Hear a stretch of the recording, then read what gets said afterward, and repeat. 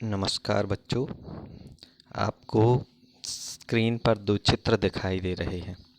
दोनों चित्रों से आप अंदाज लगा पा रहे होंगे कि माँ किस तरीके से अपने बच्चे को अपने सीने से चिपटाए हुए है, अपने आंचल में छिपाए हुए है। तो आज हम जो चैप्टर पढ़ने जा रहे हैं उसका नाम है माता का आंचल। इसके जो लेखक हैं वो हैं शिवपूजन सहाय। शिवपूजन सहाय का जन्म 9 अगस्त 1893 को शाहाबाद बिहार में हुआ था। मृत्यु 21 जनवरी 1963 को पटना में हुई। हिंदी के प्रसिद्ध उपन्यासकार, कहानीकार, संपादक और पत्रकार थे। उन्होंने साहित्य एवं शिक्षा के क्षेत्र में सन 1960 में पद्म भूषण से सम्मानित किया गया। इनके लिखे हुए प्रारंभिक लेख लक्ष्मी, मनोरंजन तथा पाटलिपुत्र आदि पत्रिकाओं में प्रकाशित होते थे। शिवपूजन सहाय ने 1934 ईस्वी में लहेरिया सराय जाकर मासिक पत्र बालक का संपादन किया। स्वतंत्रता के बाद शिवपूजन सहाय बिहार राष्ट्रभाषा परिषद के संचालक तथा बिहार हिंदी साहित्य सम्मेलन की ओर से प्रकाशित साहित्य नामक शोध प्रबंध समीक्षा प्रधान त्रैमासिक पत्र के संपादक रहे। ये शिवपूजन सहाय का चित्र आपको दिखाई दे रहा है। ये हैं बाबू शिवपूजन सहाय। पाठ का नाम है माता का आंचल। उसमें जो कठिन शब्द आए हैं उनके अर्थ में यहाँ आपको बतला रहा हूँ। मृदंग एक तरह का वाद्य यंत्र है। तड़के मतलब प्रातःकाल सवेरा। लेलार का मतलब होता है ललाट, मस्तक। त्रिपुड़ एक प्रकार का तिलक जिसमें ललाट पर 3 आड़ी या अर्धचंद्राकार रेखाएं बनाई जाती हैं, इसे त्रिपुंड भी कहते हैं। उतान यानी पीठ के बल लेटना, सीधे लेटना मतलब सान कर, सानना मतलब मिलाना, गूंथना, लपेटना। ये इसके प्रमुख शब्दों के जो कठिन शब्द आपको लग सकते हैं उनके अर्थ मैंने यहाँ पर बताने का प्रयास किया है। अफर भरपेट खा लेना मतलब आवश्यकता से अधिक भोजन कर लेना। ठौर मतलब स्थान। महतारी मतलब माता। तेल सरसों का तेल। बोथ कर मतलब डुबो कर, सराबोर कर देना। चंदोवा छोटा सामियाना, सामियाना मतलब सैड टाइप का बना देते हैं। ज्योनार का मतलब होता है भोज, दावत। पंगत आजकल बफर सिस्टम कहलाता है। जीमने मतलब भोजन करने, जीमना यानी भोजन करना। अमूले आम का जो छोटा सा पौधा होता है, जैसे अभी इस ऋतु में बहुत सारे अमूले आपको इधर उधर उगते हुए दिखाई देंगे। ओहार पर्दे के लिए डाला हुआ कपड़ा। कभी कभी घरों में पर्दे नहीं होते तो सामने से एक पर्दा डाल देते हैं, ऐसे ही टेम्परेरी। कसौरे यानी मिट्टी का बना छिछला कटोरा। रहरी अरहर की दाल। अठाई दीनतापूर्वक की जाने वाली प्रार्थना मतलब विनयपूर्वक हाथ जोड़ना। चिरौरी कुत्ते के शरीर में चिपके रहने वाले छोटे कीड़े, किल्ली जिनको बोलते हैं। ओसार यानी बरामदा और अमनिया यानी साफ शुद्ध। पाठ का सारांश मैं बता रहा हूँ। यह अंश शिवपूजन सहाय के उपन्यास देहाती दुनिया से लिया गया है। सन 1926 में प्रकाशित देहाती दुनिया का पहला आंचलिक उपन्यास माना जाता है। इतना ही नहीं, यह स्मरण शिल्प में लिया गया हिंदी का पहला उपन्यास भी है। देहाती दुनिया का अंश है माता का आंचल। इसमें ग्रामीण जीवन का चित्रण ग्रामीण जनता की भाषा में किया गया है। लेखक ने उपन्यास की भूमिका में यह संकेत दिया है कि ठेठ से ठेठ देहाती या अनपढ़ गंवार, निरक्षर, हलवाई और मजदूर भी बड़ी आसानी से इसे समझ सकें। आत्मकथात्मक शैली में रचे गए इस उपन्यास का कथा शिल्प अत्यंत मौलिक और प्रयोगधर्मी है। शिशु चरित्र भोलानाथ कथानक का दृष्टि बिंदु है। भोलानाथ के परिवार की कहानी इसमें लिखी है। संकलित अंश में ग्रामीण अंचल और उसके चरित्रों का एक अनोखा चित्र है। बालकों के खेल, उनका कौतूहल, माँ की ममता, पिता का दुलार, लोकगीत आदि अनेक प्रसंग इसमें शामिल किए गए हैं। शहर की चकाचौंध से दूर गांव की सहजता को रचनाकार ने आत्मीयता से प्रस्तुत किया है।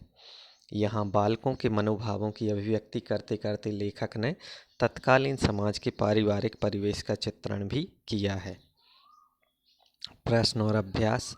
प्रस्तुत पाठ के आधार पर यह कहा जा सकता है कि बच्चे का अपने पिता से अधिक जुड़ाव था, फिर भी विपदा के समय वह पिता के पास न जाकर माँ की शरण लेता है।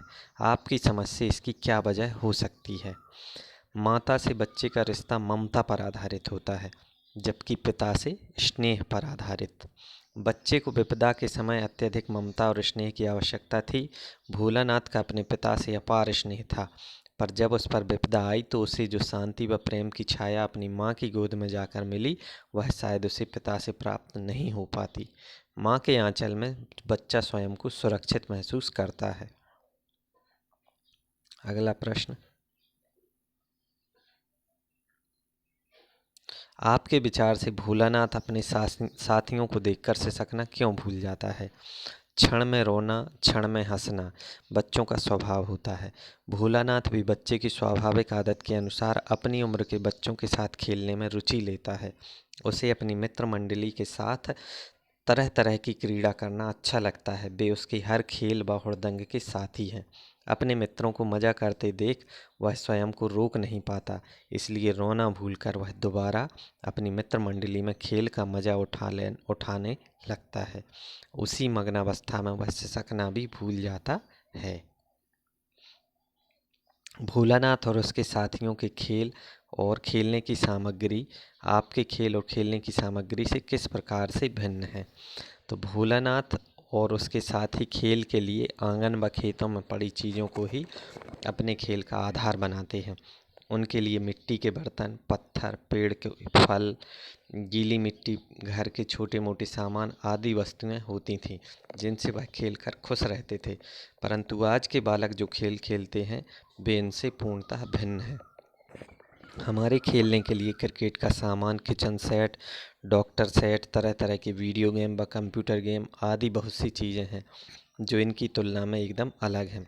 भोलानाथ जैसे बच्चों की खेलने की सामग्री आसानी से व सुलभता से बिना मूल्य खर्च किए ही प्राप्त हो जाती है, जबकि आज के बच्चों की खेल सामग्री बाजार से खरीदना पड़ती है। पाठ में आए ऐसे प्रसंगों का वर्णन कीजिए जो आपके दिल को छू गए हों। बच्चों द्वारा बारात का स्वांग रचते हुए दुल्हन को लेवा लाना व पिता द्वारा दुल्हन का घूंघट उठाने पर सब बच्चों का भाग जाना। बच्चों के खेल में समाज के प्रति उनका रुझान झलकता है, तो दूसरी ओर उनकी नाटकीयता, स्वांग, उनका बचपना।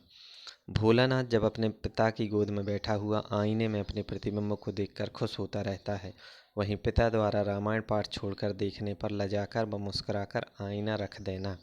यहाँ बच्चों का अपने अक्ष के प्रति जिज्ञासा भाव बड़ा ही मनोहर है। अक्ष मतलब प्रतिबिंब, और उसका शर्मा कर आईना रखना बहुत ही सुंदर वर्णन है। बच्चे का अपने पिता के साथ कुश्ती लड़ना, शिथिल होकर का पेट बच्चे के बल को बढ़ावा देना और पछाड़ खाकर गिर जाना। बच्चे का अपने पिता की मूंछ खींचना और पिता का इसमें प्रसन्न होना बड़ा ही आनंददायी प्रसंग है। इस उपन्यास अंश में 30 के दशक की ग्राम्य संस्कृति का चित्रण है। आज की ग्रामीण संस्कृति में आपको किस तरह के परिवर्तन दिखाई देते हैं? 30 के दशक की ग्राम्य संस्कृति में किसी प्रकार के दिखावे का अभाव था। लोग बहुत ही सीधे साधे हुआ करते थे। लोग परस्पर मिलजुल कर रहा करते थे। किसी भी पर्व त्योहार को पूरे उत्साह के साथ मनाते थे। गांव में बचपन से खेल खेल में ही वैसी सभी बातों को सिखाया जाता था जिससे बच्चे बड़े होकर अपने कार्य क्षेत्र में प्रवीण हो सकें और व्यवहारिक भी बन सकें।